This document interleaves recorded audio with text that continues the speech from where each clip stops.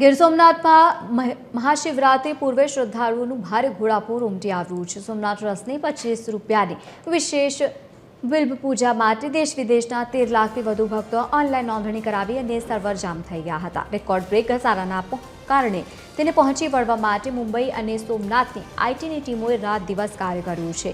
ટ્રસ્ટે ભક્તોને ધીરજ રાખવા માટે પણ વિનંતી કરી છે। ટેકનિકલ સમસ્યા ઉકેલાતાની સાથે જ પૂજા નોંધણી ફરી શરૂ થશે। આસ્થાના મહાકુંભમાં ડિજિટલ પ્લેટફોર્મ પર પણ ભક્તોનો અને ભક્તિનો अनोखा माहौल देखायो।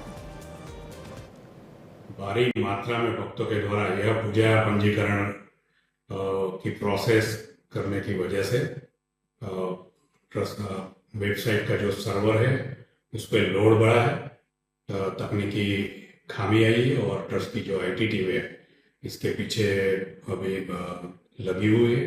जैसे ही वेबसाइट पुनः कार्यरत हो आप अपनी पूजा रजिस्टर करवा सकते हैं। ट्रस्ट के द्वारा सभी भक्तों ये पूजा का लाभ ले सके उसके लिए ट्रस्ट की टीम काम कर रही है।